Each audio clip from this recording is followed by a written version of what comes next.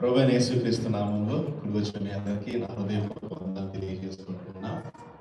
అలాగే నాకు ఈ అవకాశం ఇచ్చినటువంటి పాస్టర్ గారికి కూడా నేను ఎంతో హృదయపూర్వకమైనటువంటి వందనాలు తెలియజేసుకుంటున్నాను. And thank you so much for the opportunity to be here this afternoon. And I feel so comfortable.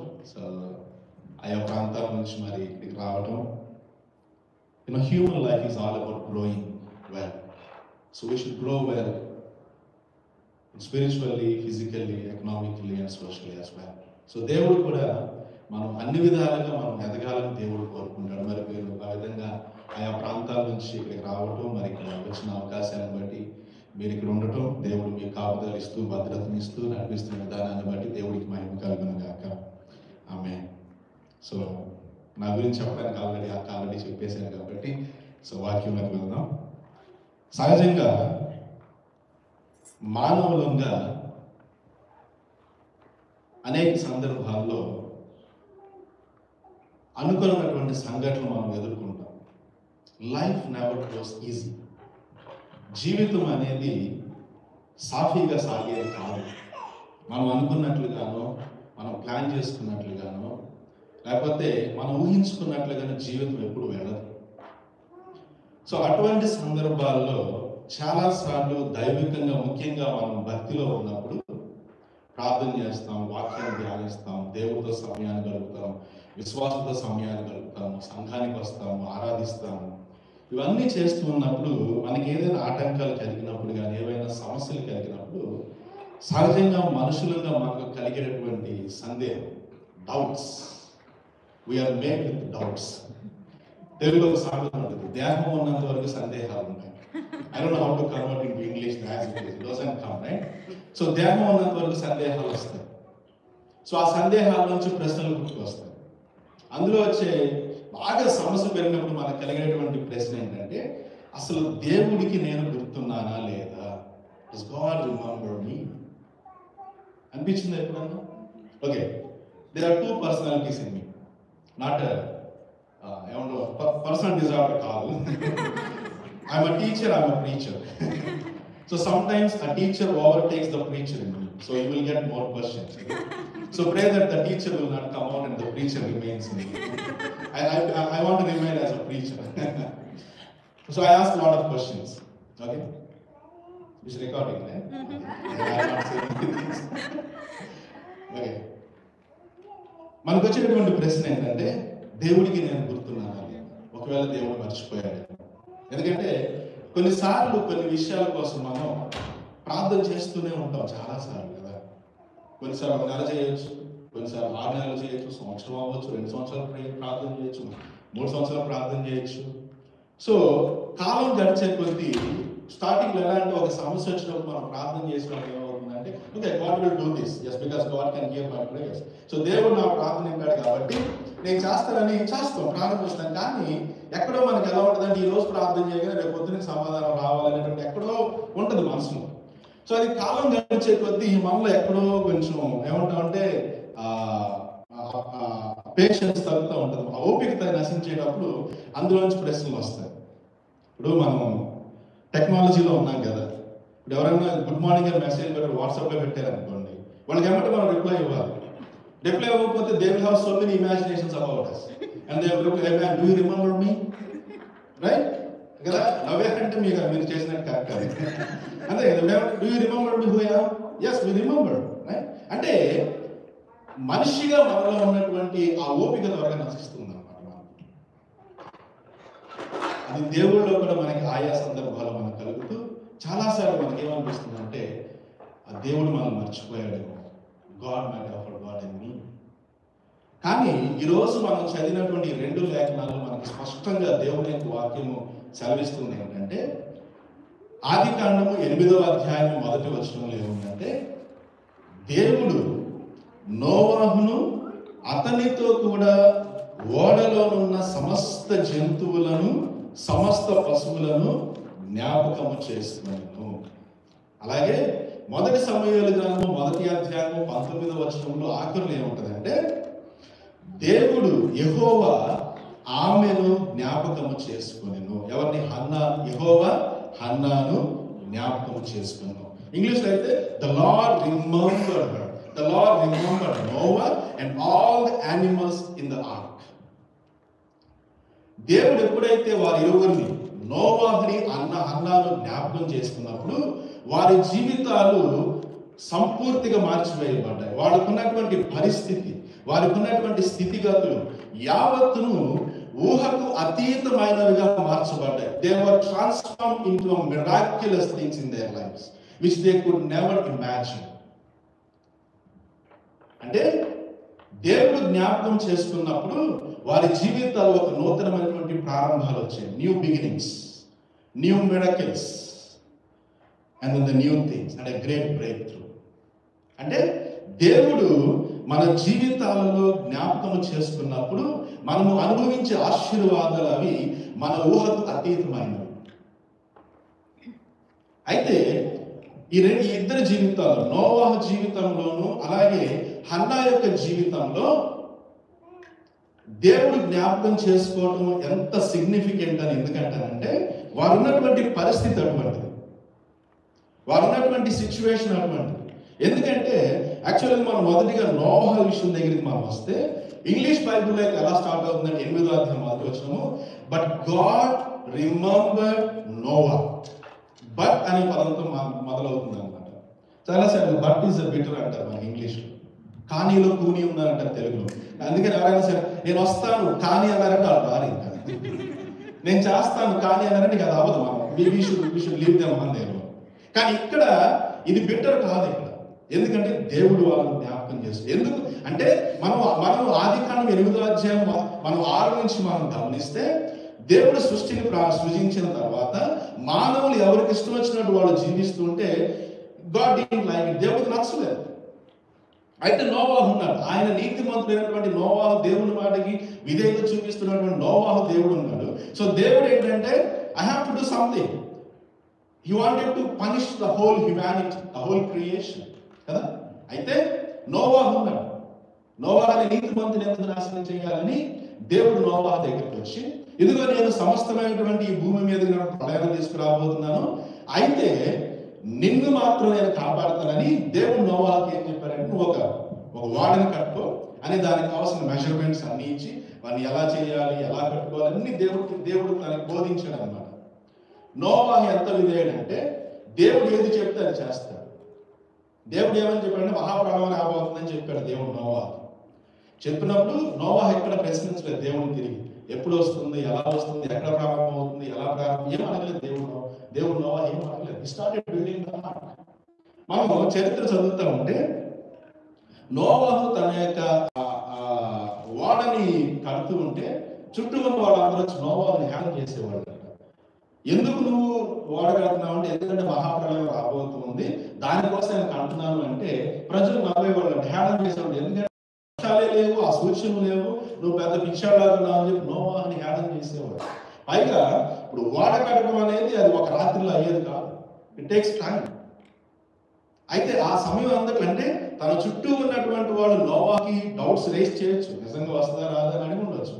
కానీ నోవా సమాధానం ఒకటి, గాడ్ టోల్డ్ మీ, దేవుడు చెప్పాడు నేను చేస్తాను అని. చేస్తూ ఉంటే దేవుడు అలా ప్రయాణించడం ప్రారంభమైంది, ఆ ఓడ నిర్మించడం ప్రారంభమైంది. నోవాహు దేవుడు చెప్పినట్లుగా తనతో పాటు దేవుడు చెప్పినట్లుగా జతలుగా జంతువుల పశువులు ఆయన తీసుకెళ్ళిన తర్వాత దేవుడు మహాప్రళయం వచ్చిన తర్వాత దేవుడు నోవాహు ఎప్పుడైతే ఓడలోకి వెళ్ళాడో మనం అక్కడ చదివితే 7వ అధ్యాయం 17వ వచనం ఏముంటుందంటే అప్పుడు యెహోవా ఓడలో అతని మూసివేసి. సో అక్కడ గమనించాల్సింది ఏంటంటే Noah didn't lock himself from the inside, he was locked from the outside by God. So nobody can open it. Noah కూడా ఆ ఓడలో ఉన్నటువంటి ఆ తలుపుని తెరవడం నోవా కూడా కుదరదు. సో ఇప్పుడు సరే ప్రళయం వచ్చింది, దాదాపు 150 రోజుల ప్రళయం తర్వాత ఓడ నీటి మీద తేలియాడుతూ ఉంది. సో వాట్స్ నెక్స్ట్ అంటే నోవాహు ఉన్నటువంటి పరిస్థితి, ఓకే ఓడలో ఉన్న ప్రళయం వచ్చింది, వీఆర్ సేఫ్ ఇన్సైడ్. ఇప్పుడు నోవాహు ఉన్నటువంటి ప్రశ్న ఏంటంటే for how long I have to be inside. నా అంత ప్రళయం వచ్చింది, మొత్తం అయిపోయింది, నా my family and I remain, నేను నా కుటుంబం ఉన్నాం. So what is next, what is it going to be the next? ఇంకొకటి, ఆ వాడలో ఉన్నంత వరకు ఫ్యామిలీతో ఉన్నాడు కదా, తన భార్యతో ఉన్నాడు అనుకున్నా. నోవాహు భార్య నోవాహుని ఏం ప్రశ్నించలేదు అంటారా? ఏమన్నా కదా, ఏమని ప్రశ్నించి ఉంటుంది అంటారు? జస్ట్ జనరల్గా మాట్లాడుతున్నాం. ఏమని ప్రశ్నించి ఉంటుంది అంటారు? Hello my dear husband, how long you gonna be here? అలాగే ఉంటుందంటారా? నా నార్మల్గా మాట్లాడుతున్నాను ఇక్కడ, కొంచెం స్టేజ్ మీద కాబట్టి కొంచెం గౌరవంగా మాట్లాడుకుంటాను. ఇంట్లో ఏమనుకుంటున్నాం కదా, అవునా కదా? Okay, I'm also married, please censor. ఏమనుకుంటుంది కదా, ఏమంటే నోవాహు ఎంతకాలం ఉండాలి మనం ఇక్కడ, ఎన్ని రోజులు ఉండాలి వాడలో ఉన్నాం, అసలు ఎలా ఉండబోతుంది, మన భవిష్యత్తు ఎలా ఉండబోతుంది, ఏం తినాలి, ఏం చేయాలి, ఎలా ఉంటాయి, లాట్ ఆఫ్ క్వశ్చన్స్ కదా. అంటే నోవాహుకు ఉన్నటువంటి పరిస్థితి it's an uncertainty of the future. He doesn't know how it is going to be the next day. ఒకటి, ఆ ఓడలో ఎంతకాలం ఉండాలో తెలియదు. మనకు తెలుసు, మనకు నోవాహు చరిత్ర మనం చదువుతూ ఉంటే మనకు తెలుసు. ఎందుకని? మన కోసం చరిత్రగా ఇది రాయబడింది కాబట్టి మనకు తెలుసు. But if you're in the shoes of Noah స్థానంలో మనం ఉంటే పరిస్థితి ఏంటి కదా? ఎంతకాలం ఓడలో ఉండాలో తెలియదు, ఎప్పుడు తలుపు తీయాలో తెలియదు. ఎందుకు? The door was locked from outside by God, the door has been locked. నోవాహు తానుగా తలుపు తీసి దూకి ఎత్తుకొట్టు వచ్చిన పరిస్థితి లేదు, ఏమి తెలియట్లేదు.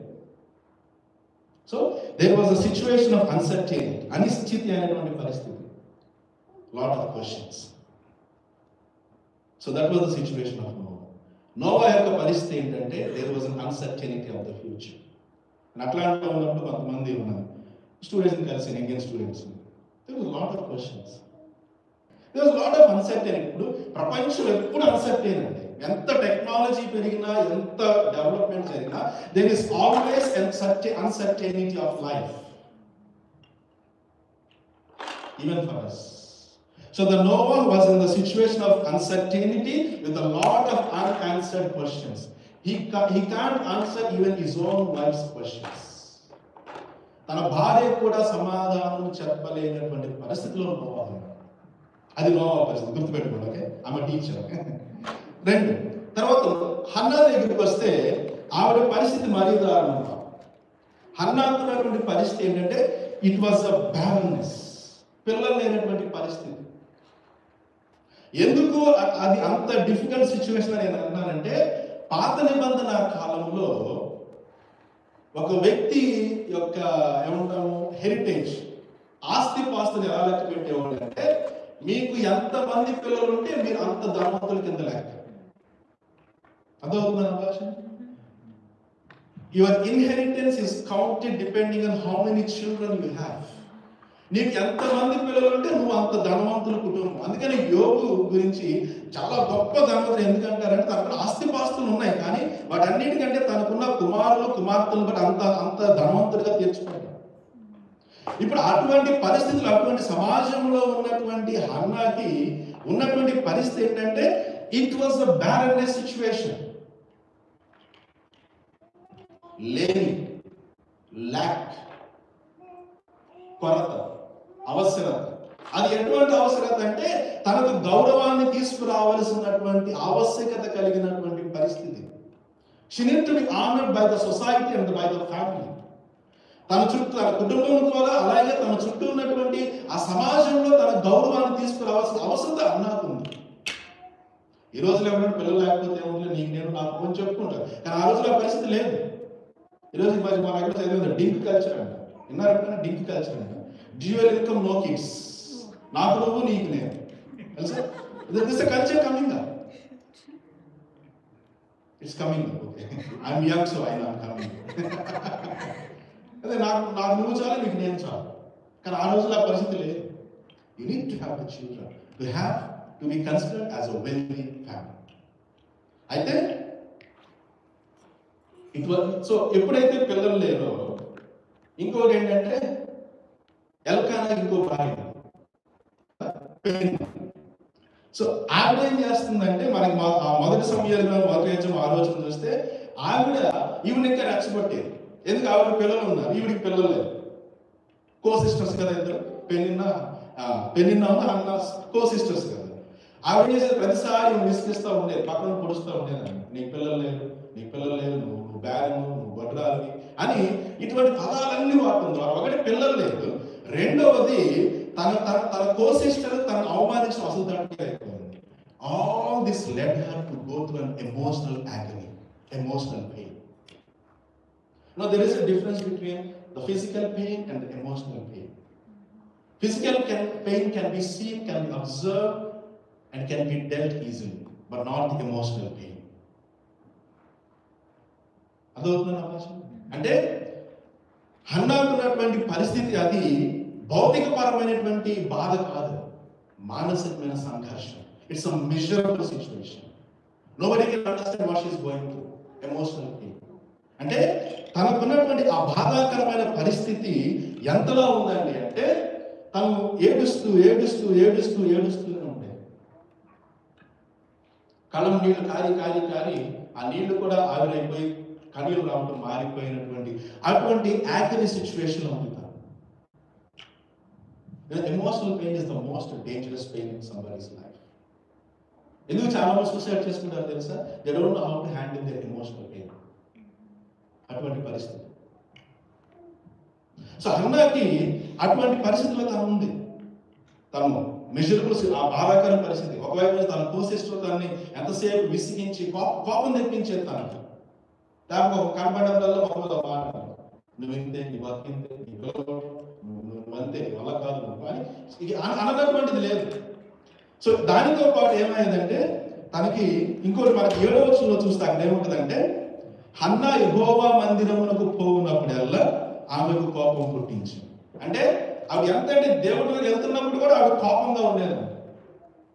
She couldn't control her emotions. సహజంగా దేవుడి మందిరానికి ఎందుకు రావాలని కోరుకుంటా ఉంటే సమయం ప్రశాంతంగా గడపాలి, చుట్టూ ఉన్న ప్రశాంతంగా మాట్లాడుతూ మన బాధలు చెప్పుకొని కాసేపు దేవుడి సన్నిధిలో ప్రార్థించి ఆరాధన చేసి దేవుడి వాక్యాన్ని విని అలా మనశ్శాంతిగా ఉండాలని మనం వస్తాం. ఇప్పుడు ఆవిడ ఏమవుతుందంటే ఆ బర్డెన్ హార్ట్ తో దేవుడి సన్నిధికి వచ్చి కనీసం తినలేనటువంటి పరిస్థితి. అంటే she was weeping, she was crying, weeping, విలపించడం అన్నమాట. అది ఎవరికి గ్రేసీకి విలపించడం తెలుసు, నాకు తెలియదు అని నాకు. She was weeping, miserable situation. And she was provoked. కోపం చిరాకు పక్కన నుంచి పొడుస్తూ ఉంది, పక్కన నుంచి వద్దా. She can't keep. Look at her situation కదా. ఒకటే కాదు, చాలా ఇవన్నీ వచ్చినప్పుడు మానసికమైన సంఘర్షణలో ఉంది. What to do now. అంత మాత్రమే కాదు, ఇంకోటి తెలుసా?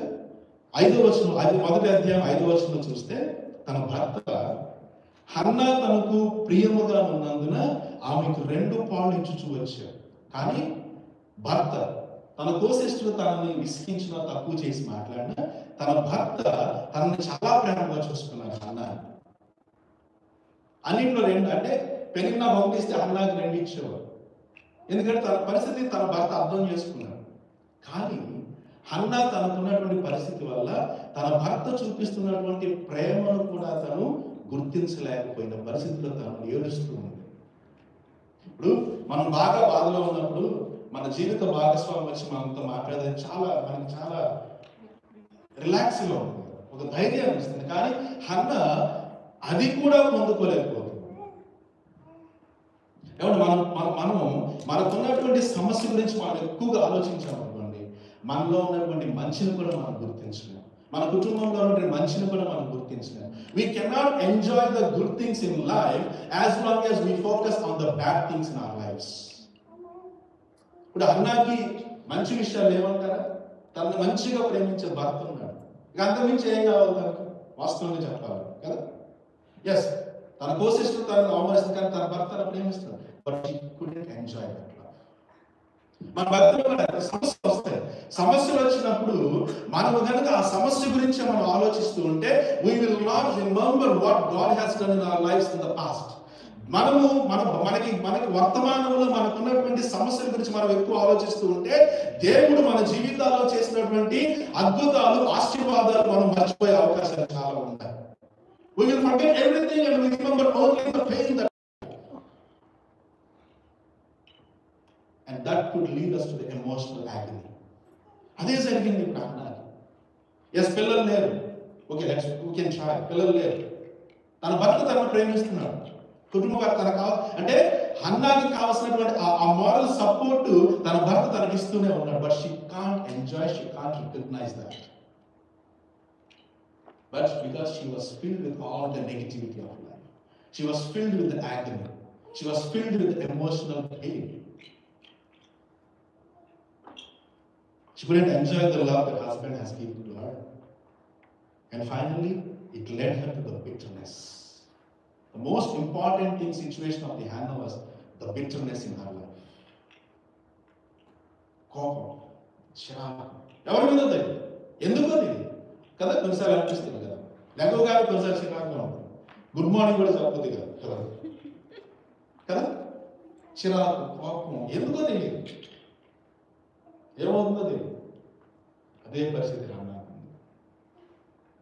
She's in a distress situation, anguished feelings. So Noah వచ్చేసరికేమో uncertainty with lot of questions. Hannah దగ్గరికి వచ్చేసరికేమో a bitterness because of the situations. She couldn't enjoy any good things in life. మళ్ళీ చెప్తాను, సమస్య వచ్చినప్పుడు కేవలం సమస్య గురించి ఆలోచించుకోవాలి. దేవుడు చేసిన మంచి కూడా మన జీవితంలో అది మనం గుర్తుంచుకోవాలి. So this is the situation. నోవాకేమో అన్సర్టైన్, అనిశ్చితమైన పరిస్థితి. హన్నాకేమో bitterness, emotional pain, agony, weeping, crying, whatever, what not, everything like a package. Now, how did they react? The most important thing when we are in the pain depends on how we respond to that pain. అంటే మన విశ్వాసాన్ని మనం ఎలా చూస్తామో తెలుసా? మన విశ్వాసానికి కొలమానం ఏంటో తెలుసా? చాలాసార్లు మనం ఏమనుకుంటామంటే మనం పొందుకునే ఆశీర్వాదం మన విశ్వాసానికి కొలమానం. మన విశ్వాసానికి కొలమానం ఏంటండి అంటే మనం ఆ సమస్య నుంచి బయటపడ్డప్పుడు జరిగినటువంటి ఆశీర్వాదం అనుకుంటాం. కానీ మన యొక్క విశ్వాసానికి నిజమైనటువంటి కొలమానం ఏంటో తెలుసా? మన సమస్యకి మనం ఎలా స్పందిస్తున్నాం అనేది the real measurement of our faith. So the real measurement of our faith is how we respond to our problems. Noah పరిస్థితి ఏంటంటే, ఎలా నోవా రెస్పాండ్ అయ్యాడంటే, డిస్పైట్ ఆఫ్ అన్సర్టైనిటీ, తనకున్నటువంటి అనిశ్చితమైనటువంటి పరిస్థితి అన్నిటిలోంచి he was waiting on the promise of God. దేవుని మహిమ కలుగును గాక. He was waiting on the promise of God. ఎందుకు, ఎవరు చెప్పారు? అసలు ఇప్పుడు ఎలా ఉందంటే, ఓకే ఇప్పుడు తన భార్య అడిగింది ఎన్నాళ్ళు ఉండాలి. నోవా సమాధానం ఏం చెప్తున్నాడు తెలుసా? I don't know, but God knows. Do you like to listen to the answer? I don't know. No. Definitely no. Don't tell me no, I want to hear yes. That's common. అది మానవ స్వభావం అది.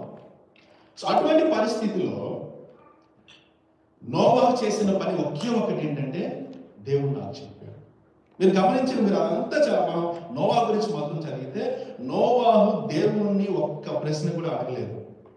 ఎన్నాళ్ళు ఉండాలని అడగలేదు, ఎంత food తెచ్చుకోవాలని అడగలేదు, ఎన్ని బట్టలు తెచ్చుకోవాలని అడగలేదు. తెలుసా? Because he was fully depending on God. ఇంకా లోతుగా చెప్పాలంటే, నోవాహుకి దేవుడిచ్చిన వాగ్దానం కాదు, వాగ్దానం ఇచ్చిన దేవుడి మీద నమ్మకం. దేవుడికి మహిమ. The promises of God might change, but God never changes. God never changes. అదే నోవాహుకు. అందుకనే నోవాహుకు దేవుడు తనకు ఎప్పుడు చెప్పలేదు, నువ్వు ఎన్నాళ్ళు ఉంటావు, ఇంతకాలం పడుతుంది, ఇన్ని తర్వాత నేను ఇన్ని జ్ఞాపకం. దేవుడు ఎప్పుడు చెప్పలేదు, you just go in the ark and I will come back to you. When? I don't know. Still remaining the question, but in spite of all these questions and all this negativity, he trusted in the promises of God. దేవుని యొక్క వాక్యం మీద నోవాహు నమ్మకం. He was waiting on the word of God. ఇప్పుడు promise అంటే కొన్ని వాగ్దానాలు ఎత్తుకుంటాం మనం. మరి the whole word of God is the promise. అట్లానే వాగ్దానాలు తీసుకోవద్దని నేను అన్నాను. We need the promises of God that comes from the word of God. The promise that we get, that should come from the word of God. అర్థమవుతుందండి?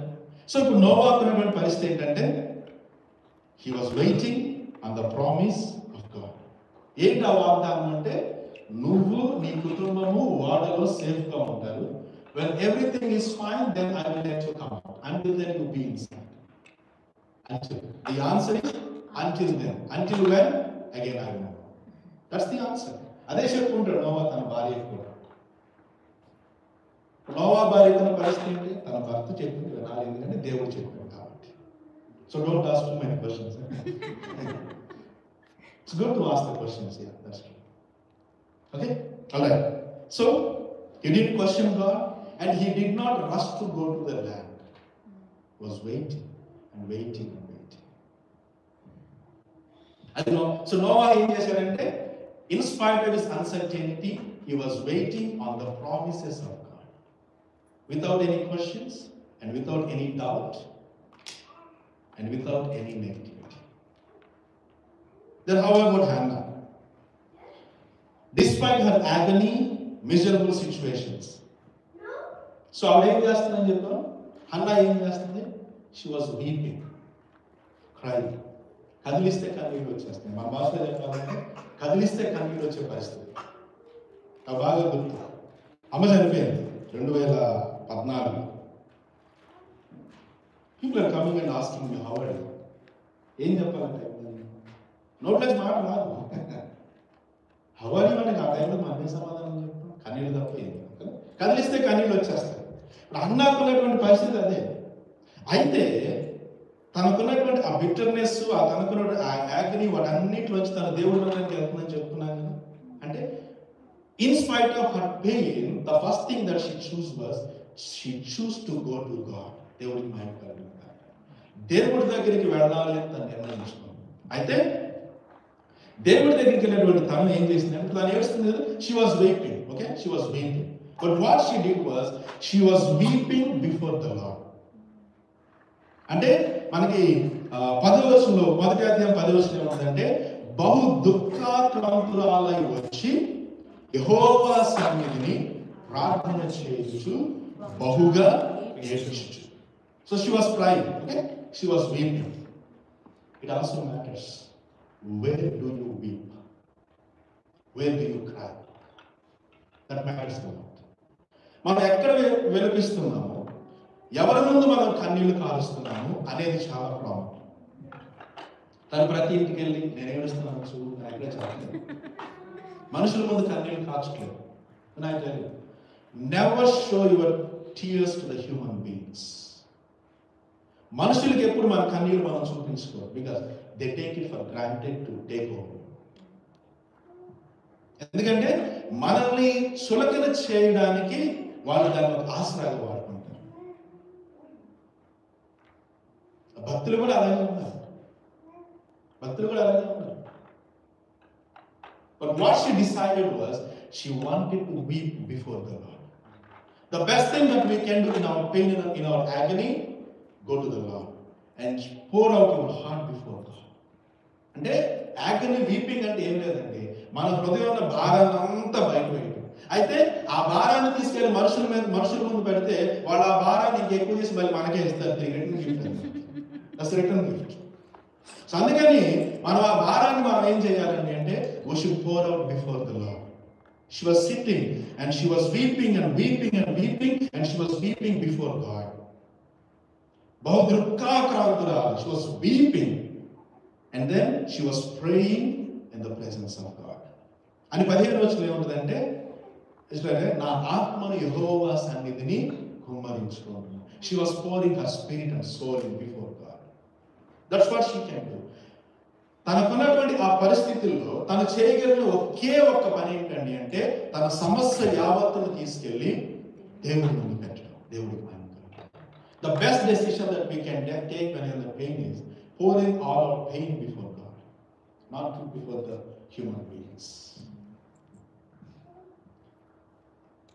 She took all those bitter feelings to God honestly in the prayer. అంటే తన ప్రార్థన కూడా ఎలా చేయి, ఇంకంటే ఇక దేవుడి సన్నిధికి వెళ్ళి ఇక తనలో దాపరికం ఏమి లేదు. She opened her heart completely and honest prayer. Lord, this is what I am going through.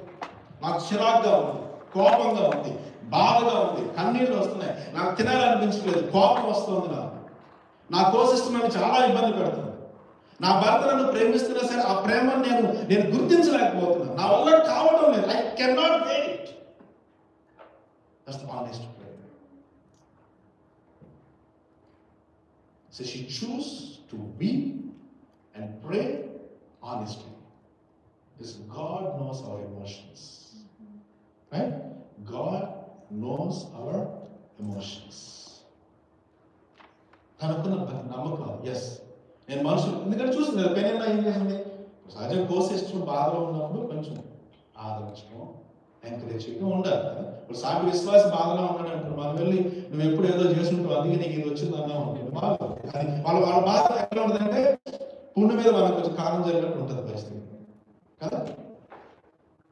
అలా చేయకూడదు, అది కదా. ఇప్పుడు తను అనుకున్న పరిస్థితి అదే. సో అందుకని ఇప్పుడు తను ఎవరికి షేర్ చేసుకునే పరిస్థితి లేదు. But she can share everything honestly with God. People can never understand our emotions. Only God can understand our emotions. తను అందుకనే దేవుడి దగ్గరికి వెళ్ళి it's was an honest prayer. So ఏం చేసిన అన్న ఎలా రియాక్ట్ అయిందండి అంటే, దేవుడి సన్నిధికి వెళ్ళి తన కన్నీటిని యావత్తును దేవుడి ముందు కుమ్మరించి ఒక ఆనెస్ట్ ప్రేయర్. అయితే ఇంకోటి తను ఎలా ప్రార్థన చేస్తుందో తెలుసా, మీరు 15వ వచనం తర్వాత మనం చూస్తే అక్కడ ఏమని ప్రార్థన చేస్తుందంటే, సైన్యములకు అధిపతి ఒక యెహోవా నీ సేవకురాలనైన నాకు కలిగి ఉన్న శ్రమను చూసి నీ సేవకురాలనైన నన్ను మరువక జ్ఞాపకము చేసుకుని. 11వ వచనం తను ప్రార్థన చేస్తుంది కదా. తను ప్రార్థన ఎలా ప్రారంభించిందో చూడండి ఒకసారి. ఏమన్నా చూడండి ఒకసారి, ఏమన్నా అక్కడ, సైన్యములకు అధిపతి ఒక యెహోవా. సహజంగా పరలోకమందున్న మా తండ్రి, పరిశుద్ధమైన మా తండ్రి, ఆశీర్వాదాలు ఇచ్చే దేవుడని ప్రారంభించవచ్చు కదా. కానీ పర్టికులర్ గా సైన్యములకు అధిపతి ఒక యెహోవా అనే పదాన్ని ఎందుకు వాడినో తెలుసా? There was a significance of that word. The Lord of mighty armies. అంటే ఇశ్రాయేలు యుద్ధానికి వెళ్ళినప్పుడు చేసే ప్రార్థనని ఇశ్రాయేలు ఏంటంటే ఆయా సందర్భాలు ఆయా రకాలుగా దేవుని పిలిచేవారు. సో యుద్ధానికి వెళ్ళినప్పుడు వాళ్ళ ప్రార్థన ఎలా ప్రారంభించేవాళ్ళు అంటే, సైన్యములకు అధిపతి ఒక Jehovah, the lord of mighty arms. అంటే you are our God and you go before us. అంటే వాళ్ళకి యుద్ధానికి వెళుతున్నప్పుడు వాళ్ళు దేవుని సైన్యములకు అధిపతి ఒక యెహోవా అని ప్రారంభించేవారు. అన్న తనకున్నటువంటి పరిస్థితిని ఎలా చూసిందంటే దాన్ని ఒక యుద్ధంలాగా చూసింది. Prayer is a warfare. అందుకని తను ఏమని ప్రారంభించిందంటే, సైన్యములకు అధిపతి ఒక యెహోవా. యూనో మన జీవితమే ఒక యుద్ధం అండి. Our lives are like war, everyday war. మన పరిస్థితులు మనకు ఒక యుద్ధం లాంటివి. ఆ యుద్ధం చేయాలంటే ఆ యుద్ధానికి సైన్యములకు అధిపతి అయినటువంటి దేవుని యొక్క సహాయం మనకు కావాలి. అయితే ఒకటి, ఇప్పుడు అన్నా సైన్యములకు యెహోవా నువ్వు వెళ్ళి పెనిదాన్ని చంపేయమని తన ప్రార్థన కాదు. మళ్ళీ ఇప్పుడు నేను అన్నాను కాబట్టి మన శత్రువులు అందరూ చనిపోవాలంటే కుదరదు, అది దేవుడు చెయ్యడు. We should never expect even of our enemies. We should love our neighbors and we should love our enemies. కదా? అలాగే చూసావు ప్రభు, నన్ను పెళ్ళిళ్ళు అయింది అంది కదా, నువ్వు ఏదో చేయాల్సింది అని అంత ఆనెస్ట్ గా ప్రార్థన చేయట్లేదు కదా. చాలాసార్లు అనిపిస్తుంది కదా. మానవ సహజం అది. ఎందుకంటే ఇప్పుడు మనకి కష్టపెట్టిన వాళ్ళు కష్టపడాలని మనం కోరుకుంటాం, మనం నష్టపరిచిన వాళ్ళు నష్టపోవాలని మనం కోరుకుంటాం. అది మానవ సహజం. అది that's why we are humans. But as believers, that should not be our agenda. తన పరిస్థితి ఏంటంటే, నాకున్నటువంటి ఈ పరిస్థితి, నాకున్న అవసరం ఇది ఒక యుద్ధం అని అంటున్నాను. So I will win this by prayer. So నాకున్నటువంటి ఈ సమస్యలోంచి, నాకున్నటువంటి ఆటంకంలోంచి నేను ఎలా గెలుస్తానండి అంటే, by the prayer. Prayer makes things possible. దేవుడికి మహిమ కలుగును. Prayer makes things possible. అదే ప్రార్థన. నేను ఒకసారి ఒక సినిమా చూసాను. సినిమా అంటే మీరు వేరే movie by name war room, Christian movie. ఆ మూవీలో నాకు నచ్చిన ఒక సంఘటన ఏంటంటే, పర్లేదు కదా వార్ రూమ్ అన్నప్పుడు, మళ్ళీ సినిమా మళ్ళీ మీరు సినిమా ఆనందం వచ్చి మమ్మల్ని సినిమా ఆనందం నాకు సంబంధం లేదు. ఫాస్ట్ గా ఐఎమ్ నాట్ రెస్పాన్సిబుల్. అది క్రిస్టియన్ మూవీ. దాంట్లో ఎలా ఉంటుందండి అంటే, ఒక కుటుంబం, ఒక భర్త, భార్య, ఒక చిన్న పాప. సో భర్త భార్యకి అసలు పడదు.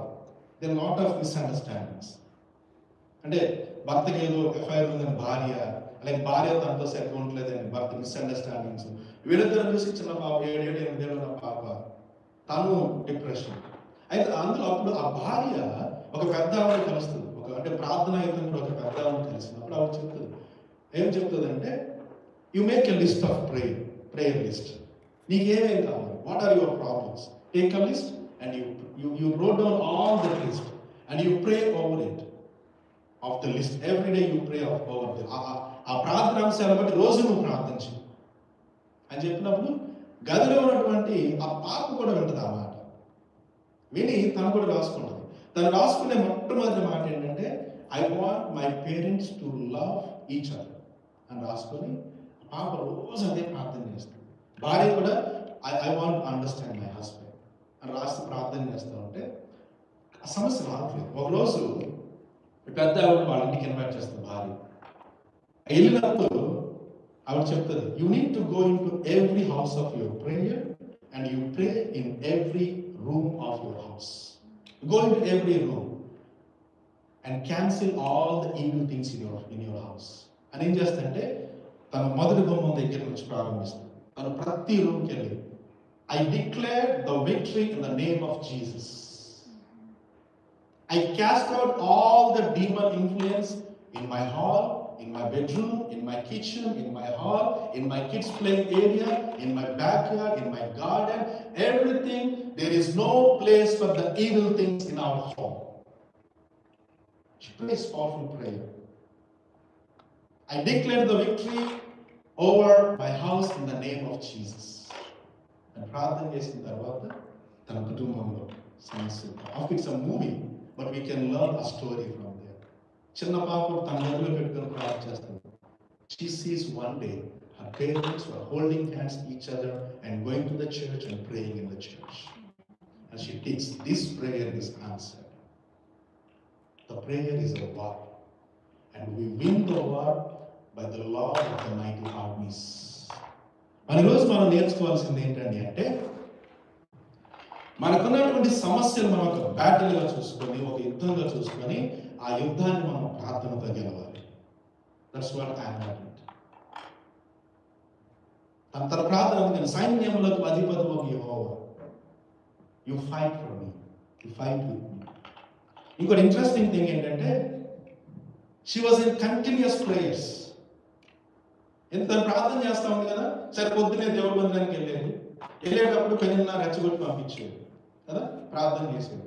మళ్ళీ రాగానే మళ్ళీ పెళ్ళిన ఇంకో మాట ఏదో అనేది, మళ్ళీ ఊరుకోరు కదా, సహజంగా ఆగదు కదా, నడవలేదు వాళ్ళకి ఏం లేదంటే అది వచ్చేస్తుంది కదా. అంటే తన ఏమవుతుంది, మందిరానికి వెళ్ళినప్పుడు ప్రార్థన చేస్తుంది, ఇంటికి రాగానే సమస్య అలాగే ఉంది, కొన్నిసార్లు పెరుగుతుంది. సో ఏమైందంటే, she was in continuous prayers. అంటే తన సమస్య పెరుగుతున్న కొలది తన ప్రార్థన పెరుగుతూ వచ్చింది. అర్థమవుతుందండి? తన సమస్య పెరుగుతూ ఉన్నప్పుడు, so her pain was increasing, at the same time her prayer also was increasing. అర్థమవుతుంది? So how did she react? She responded to her pain with a prayer. చాలా అందుకని చెప్తారు, we need to be in the continuous prayers. The prayer is not a one-day activity. We need to have the dedicated time of prayer in our family. తను అదే చేసింది. మన ప్రార్థనలు, మన యొక్క సమస్యల నుంచి మనం బయటపడాలి అంటే మనం చేయవలసింది ఏంటండి అంటే ప్రార్థన. ఇంకో చిత్రం ఏంటంటే, ఆవిడ మందిరంలో ప్రార్థన చేస్తా ఉన్నాడు. యాజకుడు ఏలి వచ్చి ఏమంటాడు, నువ్వు ద్రాక్షారసం తాగి మత్తురాలు అయిపోయావు అంటున్నాడు. That's how the human beings respond to hour pain. ఒక సేవకుడు, ఒక యాజకుడు దేవుడి మందిరంలో దేవునికి ప్రజలకు మధ్య ఉండవలసిన వ్యక్తి, ఆవిడ ప్రార్థన చేస్తున్న ఆవిడ దగ్గరికి వచ్చి ఏమన్నాడు, నువ్వు మత్తురాలు అంటావు అని చెప్పేసాడు. That would have been more painful to her కదా. ఒక సర్వెంట్ ఆఫ్ గాడ్, దేవుడి మనిషి వచ్చి ఆ మాట అది కదా, ఆ పెయిన్ అంటే ఆ సమస్య పెరుగుతూనే ఉంది ఏదో ఒక రూపంలో. When the pain was increasing, her prayer was increasing. బాగా గుర్తు, నాకు పెళ్ళైన కొత్తలో మా ఆవిడ ఒక మాట చెప్పింది. I talk about my wife so many times. I love to talk. Go home and talk. తను ఏం చెప్పిందంటే, మన చేస్తాం? ఏదో రోజుగా లేసాం ప్రభా తిన్నాం అది కాదు. ఎక్కువ ప్రార్థన ఎప్పుడు చేస్తామంటే మనకి ఎప్పుడైతే సమస్య ఎక్కువ ఉంటుందో అప్పుడు ఎక్కువ ప్రార్థన అది చేయాలి కదా. అయితే మామూలు మాట ఏం చెప్పిందంటే, మనకి సమస్య ఉన్నప్పుడు మనం ఎక్కువ ప్రార్థన ఎలా అయితే చేస్తామో, మనం సంతోషంగా ఉన్నప్పుడు అంతకంటే ఎక్కువ మనం ప్రార్థన చేయాలి. Because the Satan doesn't want us to be happy, doesn't want us to be closer to God. ఎందుకంటే ఎలా ఉంటుందో తెలుసా, మన సమస్యలను మనకు దేవుడు ఎక్కువ గుర్తు వస్తాడు. సంతోషంగా ఉన్నప్పుడు దేవుడు గుర్తు రాదు. Because we are happy, we are joyful, we are abundant. అంటే మనం సంతోషంగా ఉన్నప్పుడు మనం ఇంకా ఎక్కువ ప్రార్థన చేయాలి. ఎందుకు? మన కుటుంబాన్ని దేవుడు కాపాడాలి, మన వివాహ జీవితాన్ని దేవుడు కాపాడాలి, మన భక్తులు మనం పడిపోకుండా దేవుడు మనల్ని కాపాడాలి, మన విశ్వాసాలు మనం కృంగిపోకుండా దేవుడు మనల్ని కాపాడాలి. So when should we pray? When should we pray? We should pray in every situation, either good or bad, either positive or negative. We should keep praying. Simple. సమస్య పెరుగుతున్న కొద్దీ మన ప్రార్థన జీవితం పెరగాలి, ఆశీర్వాదాలు పెరుగుతున్న కొద్దీ మన ప్రార్థన జీవితం పెరగాలి. అదవుతుందా? So that's what she did. So Hannah, as per her situation, her pain was increasing and her prayer was increasing. So how did they respond? Noah waiting on the promises. Hannah weeping before the Lord, praying, warfare, and continuous prayer, increasing the prayer. And despite of all these things, what happened when God remembered? So దేవుడు చదివే కదా 8వ అధ్యాయం 1వ వచనం వరకు దేవుడు నోవాహును సమస్తమైన జంతువులను జ్ఞాపకం చేసుకున్నాడు. అలాగే సమయం వచ్చినప్పుడు దేవుడు హన్నాని జ్ఞాపకం చేసుకున్నాడు. So what happened when God remembered?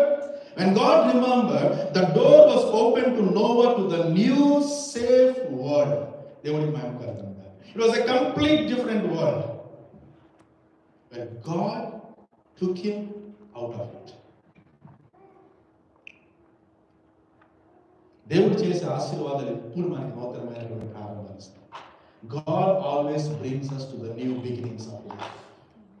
And I always believe, whenever if I come to a turning point, I'm sure God will make the turning into a new beginning. దేవుడికి మేము కలుగుతాం. అది చదువు విషయంలో కావచ్చు, ఉద్యోగ విషయంలో కావచ్చు, వివాహ విషయంలో కావచ్చు, ఏ విషయంలో సరే God always brings us to the new beginnings. అదే జరిగింది నోవాహుకి.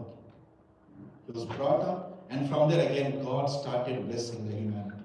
మనం చదువుకుంటాం ఆదాము కదా, అదొక ప్రారంభం. And then after that a significant man is Noah. ఆదాము తర్వాత అంత సిగ్నిఫికెన్స్ మనకి ఎక్కడ వస్తుందని అంటే నోవాహు జీవితంలో నుంచి. God always brings us to the new beginnings. When God closes the door, always remember God is going to take us to a new door which brings us to the new beginnings. అందుకని మన దేవుడు ఎప్పుడైనా సరే మనకి close అయిపోయిన పరిస్థితి ఉంటే that's not the end, there is a new beginning. So Noah, when God remembered, Noah entered into a new safe world. అంతకుముందు జనాలు అంతా ఇష్టానుసారంగా ఉన్నారు. ఇప్పుడు దేవుడు తనని ఒక నూతనమైనటువంటి ప్రపంచంలో దేవుడు తీసుకెళ్ళాడు. అయితే దేవుడు హన్నాని జ్ఞాపకం చేసుకున్నప్పుడు ఏమైందండి అంటే God blessed her womb with the greatest man in the history, which was God's promise, which was God's purpose. So దేవుడు జ్ఞాపకం చేసుకున్నాడు 19వ వచనంలో. 20వ వచనం సరికి అక్కడ ఏం రాయబడుతుందంటే కనుక 20వ వచనం, కనుక హన్నా గర్భము ధరించి దినములు నిండినప్పుడు ఒక కుమారుని కని నేను యెహోవాకు మొక్కుకొని వీరిని అడిగితిని అనుకొని వానికి సమూయేలును పేరు పెట్టెను. సమూయేలు లేకుండా ఇశ్రాయేలు చరిత్రను మనం చదవలేము. సమూయేలు లేకుండా దేవుని యొక్క రక్షణ ప్రణాళికను మనం చదవలేము. He was the most impactful man in the history of the Bible. తనకి ఎప్పుడైతే పిల్లలు లేరని ఏడ్చినటువంటి ఆ స్త్రీ గర్భంలో నుంచి ఒక చరిత్రనే ప్రభావితం చేయగలిగినటువంటి ఒక గొప్ప నాయకుడిని దేవుడు ఇచ్చాడు. దేవుడికి మహిమ కలుగును. When God remembers, the greatest miraculous things happens. And then what happened? She has transformed from bitter to better. From bitter to better. ప్రధానంగా విసుగు, కోపం, చిరాకు అన్నీ పోయి తనకి దేవుడు తిరిగి ఏం ఇచ్చాడండి అంటే ఒక మంచి కుమారుడు. దేవుని యొక్క ఉద్దేశాలను నెరవేర్చేటటువంటి కుమారుణ్ణి దేవుడు హన్నాకి ఇచ్చాడు. హన్నా ఏమని ప్రార్థన చేసుకుంటుంది? ఒక కొడుకో కూతురు సరే ఒక గర్భఫలం కావాలి, నేను పెంచుకుంటాను. ఎందుకు? నాకున్నటువంటి అవమానం పోతుంది కాబట్టి నాకు ఒక కుమారుడు సరే ఒక కుమారుడు కావాలి మనకు ప్రార్థన చేసుకుంటాం. దేవుడు ఎవరిని ఇచ్చాడని అంటే దేవుని యొక్క చిత్తాన్ని నెరవేర్చేటటువంటి కుమారుని దేవుడు హన్నా ద్వారా ఇచ్చాడు. ఆ bitter women became a blessed woman. దేవుడి మహిమ కలుగుతుంది కదా. God can transform a bitter person into a blessed person, which we could never imagine. ఎవరు అనుకున్నారు అసలు? ఆఖరికి తనను అంతగా ప్రేమించిన తన భర్త కూడా అంత అనుకున్నాడు అటువంటి కుమారుడు పుడతాడు. అది దేవుడు చేసే గొప్పతనం. అయితే అవన్నీ వెంటనే జరగలేదు కదా. ఇవాళ ప్రార్థన చేయగానే రేపు పొద్దున దేవుడు కుమారుడు ఇచ్చేయండి. నోవాకు కూడా అంతే. వాళ్ళకి వాళ్ళు వెళ్ళి రేపు పొద్దున తలసి బయటకు రాలేదు దేవుడు. There was a process. అందుకని all those happened. When happened? All those happened when God remembered. కదా. నోవాహు ఎప్పుడు బయటకు వచ్చాడు? దేవుడు నోవాహుని జ్ఞాపకం చేసుకున్నాడు. హన్నా కుమారుడు ఎప్పుడు పుట్టాడు? దేవుడు జ్ఞాపకం చేసుకున్నాడు. ఇప్పుడు మరి మనకి ఇంకో డౌట్ చెప్పాను కదా, దేహం అన్నంత వరకు సందేహాలు. అంటే what is the meaning of God remember? దేవుడు మర్చిపోతాడా? Do you think God has memory issues? ఆ డౌట్లు వస్తాయి చాలా మంది వస్తాయి. అందుకని మనకి ప్రశ్న వస్తుంది, దేవుడు మర్చిపోయాడేమో అన్నా. కానీ గాడ్ రిమెంబర్ అంటే it doesn't mean God forgets. అంటే దేవుడు మనం మర్చిపోయాడని కాదు, లేకపోతే దేవుడికి ఏదో మెమరీ ల్యాప్సెస్ ఉన్నాయని కాదు. కొన్నిసార్లు దేవుని యొక్క వాక్యం మనకి ఎలా రాయబడిందంటే, దేవుని యొక్క వాక్యము మానవులకు అర్థమయ్యేటటువంటి ఉదాహరణలతోటి మానవులకు అర్థమయ్యేటటువంటి రీతిలో మనకు రాయబడింది అన్నమాట. God used human beings to record his revolution for us. అందుకనే మనకి బైబిల్ పరలోకం ఎలా ఉంటుంది మనకు తెలుసా? తెలియదు మనకి. ఇప్పుడు పరలోకం గురించి వివరించాలంటే ఎలాగా? అందుకని మానవీయమైనటువంటి భాషలో అక్కడ వజ్రవైడూర్యాలు ఉంటాయని కదా, ఇమాజినేషన్. వజ్రవైడూర్యాలు ఉంటాయి, లేకపోతే ఇలా ఉంటుంది. అంటే something that we can rely, something that we can remember and look forward. దాని యాంథ్రోమోర్ఫిజం అంటాం థియాలజీ. అంటే దైవికమైనటువంటి విషయాలను మానవీయమైనటువంటి కోణముతో పోల్చి వివరించడం అంటారు దాన్ని. సో ఇక్కడ గాడ్ రిమెంబర్డ్ అంటే దేవుడు మర్చిపోతాడని కాదు. అక్కడ వాడబడిన హెబ్రీ భాషలో వాడబడిన పదం ఏంటంటే జకార్ అంటారు. అంటే జకార్ అంటే అర్థం ఏంటండి అంటే God brought somebody into his mind. ఇంకా డీప్ మళ్ళీ అంటే అప్పుడు దాకా తెచ్చుకోలేదని అడగండి. దాని అర్థం ఏంటంటే the time has come for that man or the women to receive what God has prepared for them. దేవుడు జ్ఞాపకం చేసుకున్నాడంటే దేవుడు మర్చిపోయాడని కాదు. అంటే దేవుడు సిద్ధపరిచి ఉంచినది పొందుకోవడానికి ఆ వ్యక్తి ఇస్ రెడీ. అందుకని హన్నా గురించి చదివితే in the course of time ఏముంటుంది అక్కడ? In the course of time. దాని అర్థం ఏంటండి అంటే సమయము ఆసన్నమైనప్పుడు. అదవుతుందండి. In the course of time, సమయము ఆసన్నమైనప్పుడు. Always remember, God takes us through a process in life. ఇప్పుడు పిల్లలు రావాలంటే వెంటనే కాదు కదా, దెర్ ఈస్ అ ప్రాసెస్. ఇంకా బెటర్గా చెప్పాలంటే a period of incubation. అదవుతుందండి. A period of, right, the period of incubation. A baby, and then you conceive, right? The growth happens inside. That's the period of incubation. And when the time comes, the baby comes out. So likewise, God keeps us in the period of incubation. దేవుడు మనల్ని ఆ సిద్ధపాటు కాలం, he takes through the process of preparation. We call it as an incubation period. Do you prepare things? Do you prepare things in your life? Or do you just jump into it? మనం సిద్ధపడతాం లేదా? ఎలా సిద్ధపడతాం? పొద్దున్న పడుకునే ముందు ఏమైనా ఆలోచిస్తాం? ఏం చేయదా? అవునా కదా? ఎన్ని గంటలకు లేవాలి, ఏం వండుకోవాలి, కనీసం ఏం ఆర్డర్ చేసుకోవాలి వండుకోకూడదు. నేను ఆర్డర్ చేసుకుంటున్నాను, నా వంట నేనే తినలేదు. మొన్న ఎప్పుడైతే చికెన్ వండాను నేను, చికెన్ ఉంటే అదేమో పొల్లగా వచ్చింది, అది తినలేమో తాగలేదు, వేరే ఆప్షన్ లేదు. కళ్ళు మూసుకొని ప్రభా నాకెంత బాధ కలిగించారు, ఇలా వండుకునే అవకాశాన్ని కూడా నాకు ఇచ్చారు ప్రభా అని అది తింటా మింగలేక కథానికి తినాల్సి వచ్చింది. తప్పదు, దానివల్ల 2 రోజులు తిందాం కదా. వీ ప్రిపేర్ కదా, వీ ప్రిపేర్. ఏదో మసాలా ఏదో ఇచ్చింది మా ప్లీజ్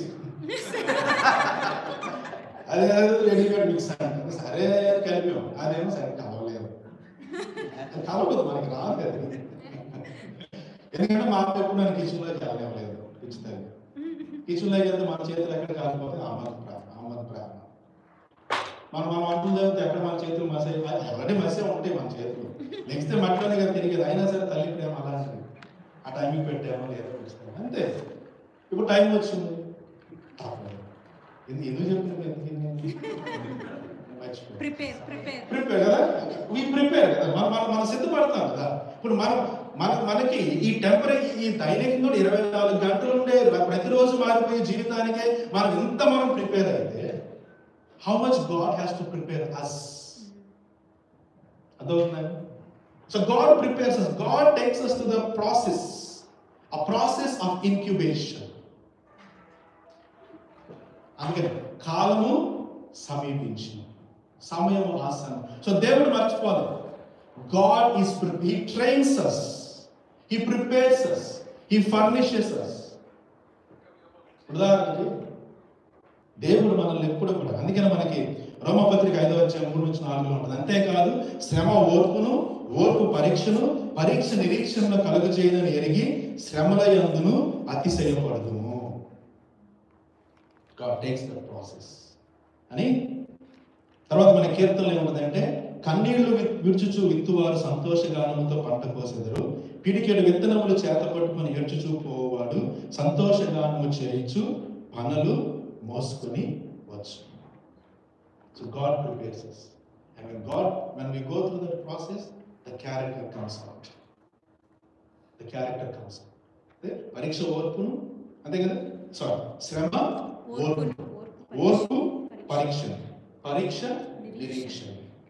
ఇంగ్లీష్లో అయితే hope and the character. It is built the character. అంటే ఈ శ్రమలన్నిటి నుంచి మనకి ఏమవుతుందంటే, God builds our character, which means He prepares as worthy to receive what He wants to give us.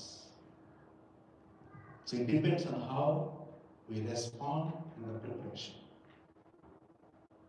మా అమ్మ ఎప్పుడు బాగా చిన్నారు, మా అమ్మ ఫస్ట్ దేవుడు అనుకుంది, ఎవరికి నచ్చేది కాదు భక్తి, మా నాన్న కూడా నచ్చేది కాదు భక్తి చేయడం. అమ్మ ఎప్పుడు బాగా పాట, శుద్ధుడాని మాట వింటి అందరికి భయనమైంది, ఎన్ని శోధనలెన్నో భయములు కన్న తండ్రి కానరావా ఆదుకోవయ్యా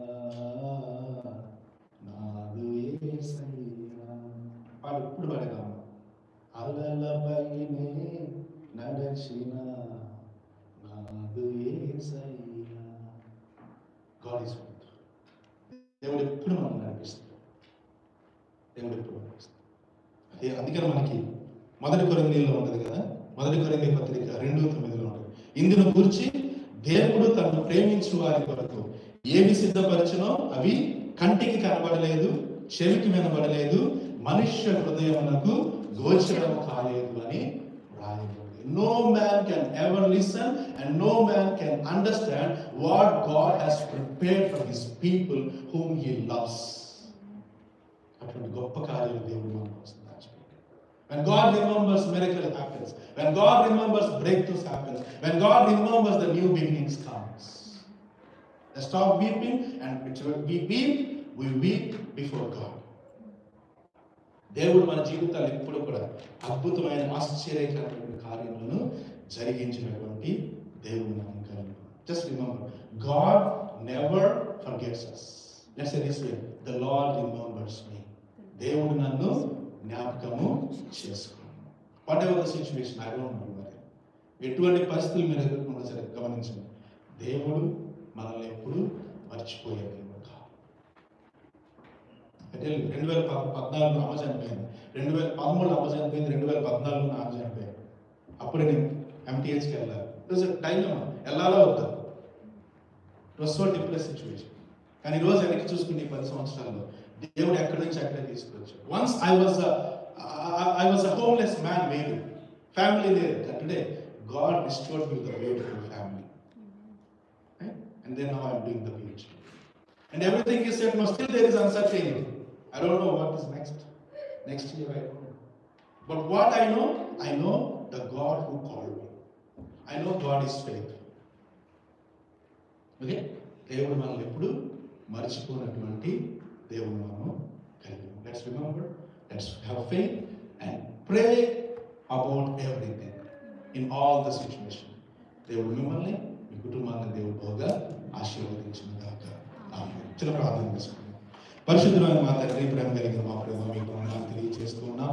ఈరోజు మీరు మాకు ఇచ్చిన వాక్యం కొరకే మీకు వందనాలు తెలియజేస్తున్నాం.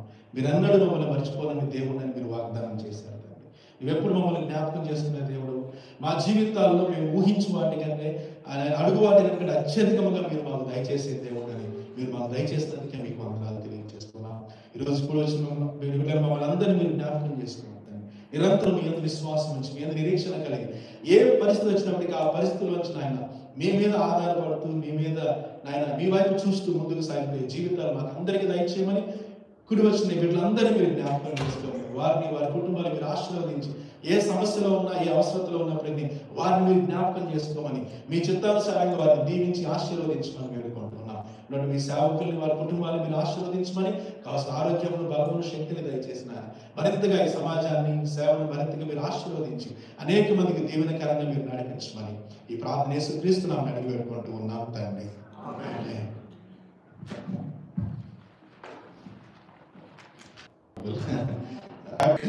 చాలా సంతోషం.